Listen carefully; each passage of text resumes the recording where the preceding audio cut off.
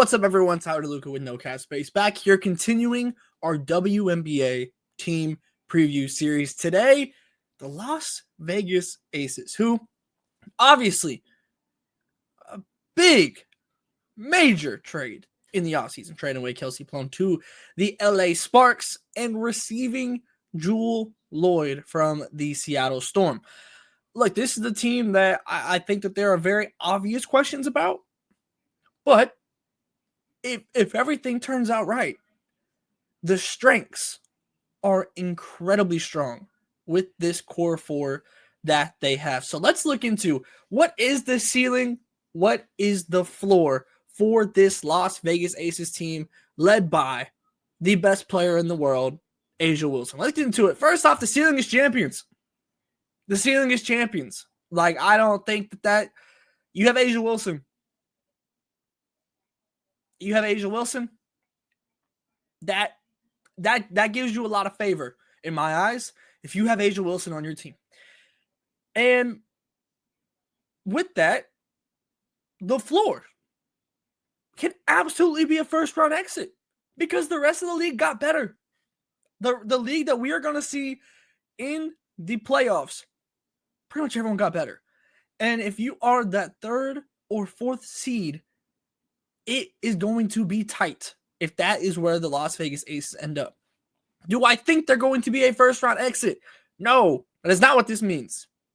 But if the answers to these questions that I have listed here go the wrong way for the Aces, the first-round exit is absolutely a possibility. But let's dive into these questions. Let's talk about it.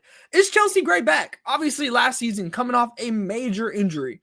And simply wasn't the Chelsea Gray that we know and love. And that is okay, understandable, 100%. You average 8.6 points. 4.9 assists? Look, that's just not the Chelsea Gray standard, right? And again, it's completely understandable, but I say that complimentary. That is not the Chelsea Gray standard. That is not what Chelsea Gray can be and what we know her to be, especially in an Aces uniform where she has gone and done this, has gone and been incredibly pivotal in major games, including winning a championship for this Las Vegas franchise. Look, we saw Unrivaled, and goodness gracious, she looked good. She looked really, really good in Unrivaled, and obviously it's different. It's a different style, whatever. If Chelsea Gray is back healthy, that is major. I don't care about the style of play or anything like that. If she's healthy, we know what she can do on the floor for the Aces. And that, to me, is incredibly important. Now, I will say, and we'll kind of talk about this when getting into the A'ja Wilson management aspect of this, but one thing that's interesting is that backup point guard has never really been a strength for the Aces and really the bench as a whole, but again, we'll kind of get to that later down the road. But Dana Evans as a backup point guard is a fantastic pickup for this Aces team. Again, you're not going to be asking her to do a ton or anything like that, and certainly you have a player like Jackie Young as well who can run the point, right? But being able to have a backup that you can trust in Dana Evans that can come in and, again, just provide some rest and allow players to still kind of play in their natural positions with Jackie and Jewell while allowing Chelsea Gray to get off the court. And that, to me, feels incredibly important for the Aces this season, is how well can Dana Evans be that backup point guard for the Aces. But to me, if Chelsea Gray is back, that is a major, major sigh of relief for the Aces in what can help kind of raise their floor to me and kind of propel you past that first round exit scare by any means. Again, I don't think that's going to happen, but that is just the worst case scenario. That's the ceiling and the floor. We need a couple comments about it. I'm not saying it's going to happen. I'm not saying the ceiling is going to happen. I'm not saying the floor is going to happen. I'm saying that these are the parameters. These are the parameters. That's normally probably somewhere in the middle. But let's continue. How does Jewell Loyd fit? This is, to me, I don't want to word this. It's a worry, but not because of Jewell Loyd. I think the worry to me is when we look at Aces in the years past, right? Their teams and whatnot. The questions have always been pretty similar. There's been a pretty through line as to what the questions are going to be on a year in, year out basis with the Las Vegas Aces. And that was because the core four, which included then Kelsey Plum, the core four was always set. Generally speaking, you always knew what you were going to get from that core four. Last year, that became an issue because of Chelsea Gray coming back from that injury. We didn't know what you were getting from Chelsea Gray.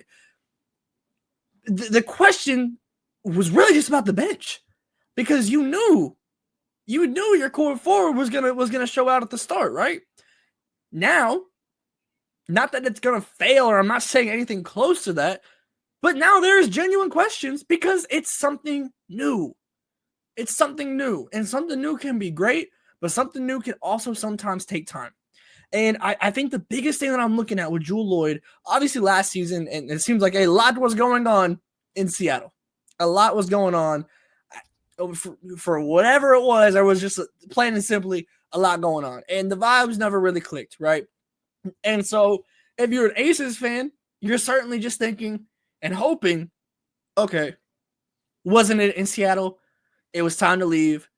Fresh start for Jewell Loyd. How can she get back to being that championship level number 2, number 3 player on this Aces roster, playing next to a dominant big like A'ja Wilson? It certainly worked in the past for Jewell Loyd. I think to me, the biggest thing that I'm looking at is that last year she shot the second worst three-point percentage of her career, only behind her rookie season where she only shot 1.4 threes per game. She shot 27.4 from the three-point range last season on a rate of 5.8 shots per game from behind the arc.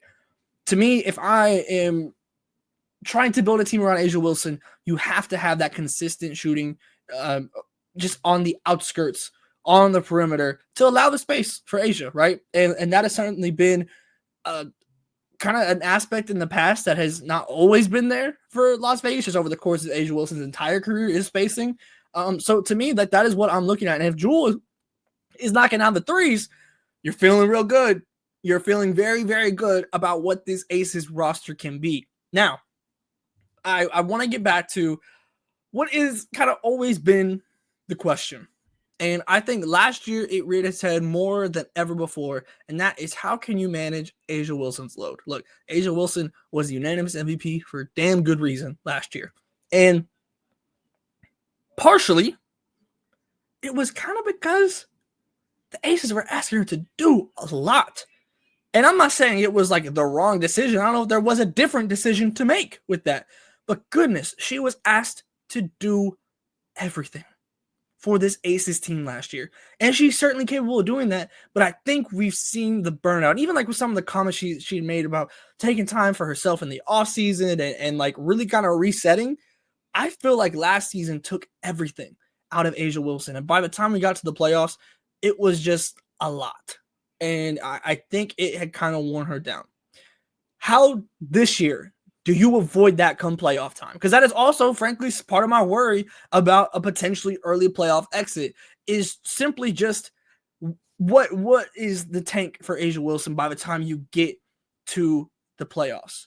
How much is left at that time due to how much you asked during the regular season? Now, I will say, they tried to go and make some moves. Cheyenne Parker-Tai is going to be out with pregnancy for seemingly the majority of this season. That would have been a fantastic person to bring off the bench for that.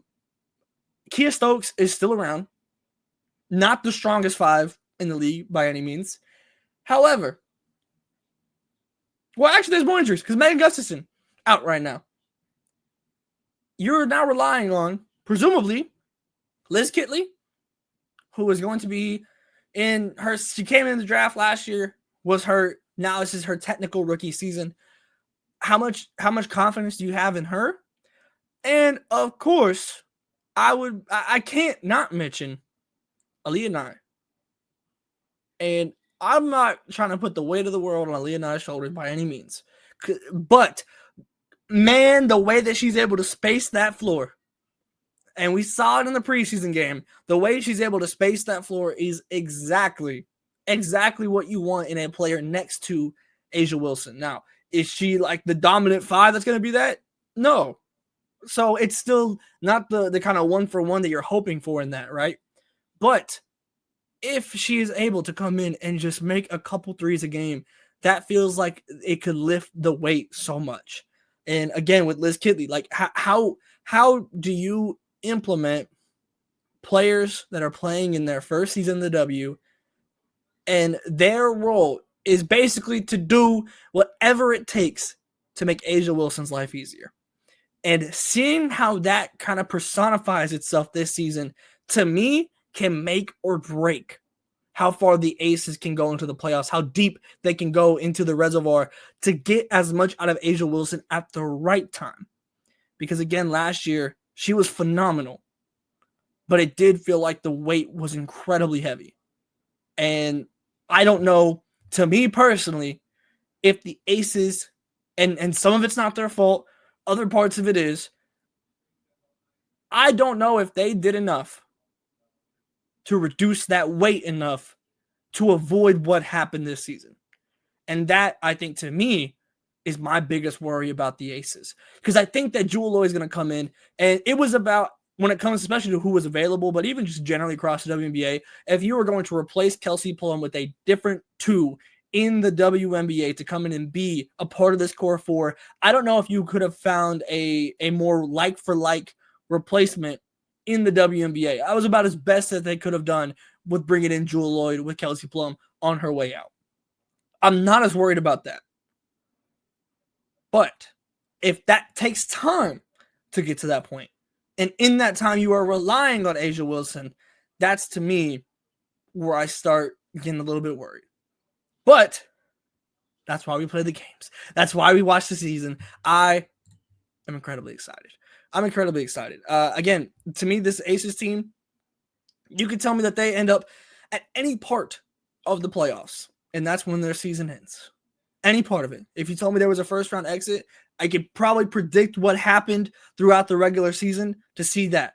If you tell me they're champions, if you tell me that A'ja Wilson absolutely dominates and they go and the core works and the rookies do what they got to do, I would not be surprised either, because you have A'ja Wilson and you still have presumably a better and back Chelsea Gray. You have Jewell Loyd, who is in a new situation. You have still Jackie Young, of course. You never want to lessen the impact that Jackie Young can have on a basketball team, because she is incredible. But the rest of the WNBA got better. Did the Aces do enough to find their way back on the mountaintop? That's what we're here to see. That's what I can't wait to see. So make sure you're tapped in here with us on No Cap Space. We're covering the entire season. We got more team previews on the way in the build up to the WNBA season. We got them in print. We got stories coming out on the website, nocapspacewbb.com. Make sure you're checking out our friends at Homefield. We have a whole women's basketball collection there. And of course, subscribe here. Let me know what you're thinking about the Aces. I'm intrigued. Do you feel like they did enough? Do you think the new core is going to work? Where do you think they're going to end this season? What is the ceiling? What is the floor? Talk to me. Let me know. Let's have a little bit of discourse and see what we're all thinking. But until next time, make sure you're tapped in across the board with No Cap Space, and I'll see you next time.